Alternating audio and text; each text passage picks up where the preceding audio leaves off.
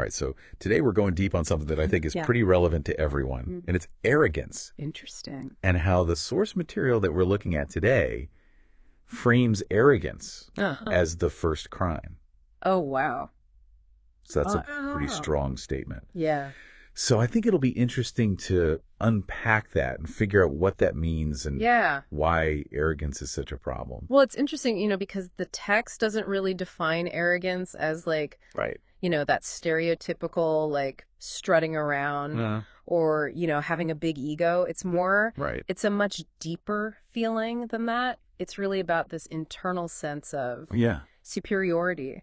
And that can come from any number of things, Oh, totally. It can be rooted in our looks, our knowledge, our status, our possessions, our accomplishment, anything really. Anything. And it's not always overt either. It can be very subtle, but it's that sense of I'm better than that. Yeah. And really permeate how we interact with the world around us. And I think everyone has encountered that. Yeah, sure. Yeah. I mean, think about it. Have you ever had someone just like totally dismiss your ideas without even like really listening or just assume they know everything about a topic before you've even had a chance to speak? Yeah, or interrupt you constantly. Yeah. Like they already know what you're going to say. It's like they're just waiting for their turn to talk. That's exactly what it is. Yeah. It's so frustrating. It is. And it's funny because sometimes I've noticed that arrogance can actually be a mask for insecurity.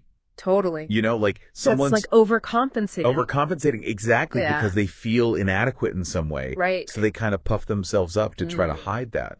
And this is something that I think, like the text that we're looking at today. It's saying that arrogance is the first crime. Oh, right. Which implies that it's kind of like a root cause of a lot of other problems. Right. Like it sets off a chain reaction of negativity. What do you think that looks like?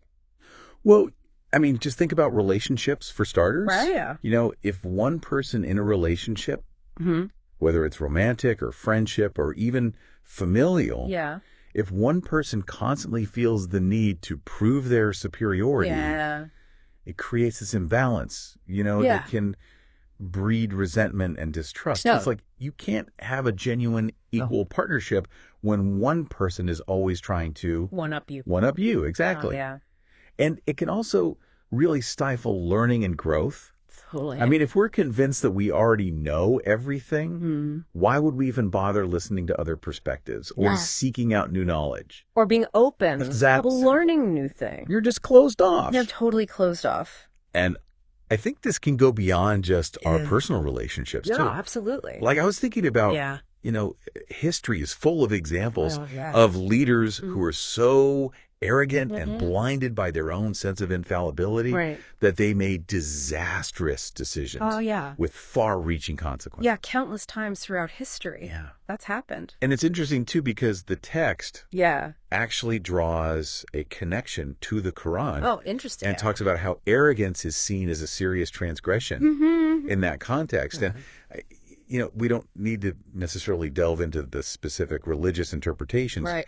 But what I think is so interesting is that this idea of arrogance as a negative trait is it's like a universal concept. It's found across cultures and belief systems. Absolutely transcends those boundaries. Yeah. So if arrogance is the problem, then what's the solution? Well, the text presents humility as the antidote to arrogance. Okay, so humility. So what does that actually look like in practice? Yeah, because it's not just about, being meek or self-effacing or downplaying your accomplishments. Yeah. It's something much deeper than that.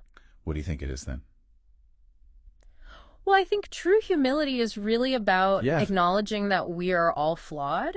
That we all have things to learn, that everyone deserves respect regardless of their background or their accomplishments. Yeah. And it's about being open to other perspectives. Yeah. And recognizing that we don't have all the answers. Yeah. It's about being willing to admit when we're wrong. Yeah. And learn from our mistakes. And even laugh at ourselves. Oh, absolutely. Yeah.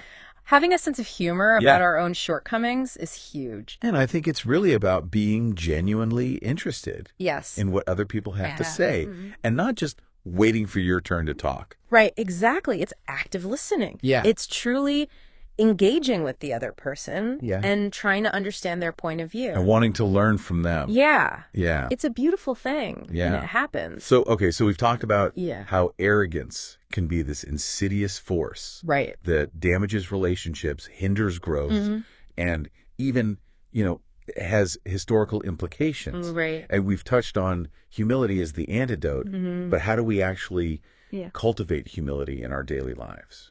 That's the million-dollar question, isn't it? It is. Because it's easy to talk about these concepts, but actually putting them into practice can be challenging. It is, but maybe if arrogance stems from a sense of superiority, maybe the key is to actively challenge those feelings of superiority. Right. And so maybe we need to ask ourselves, like, am I judging others based on superficial criteria? Or how they look. Yeah. Or what kind of car they drive. Yeah, or how much money they make. Exactly. Those external things that don't really matter. Yeah. And am I quick to dismiss viewpoints that differ from my own? Yeah.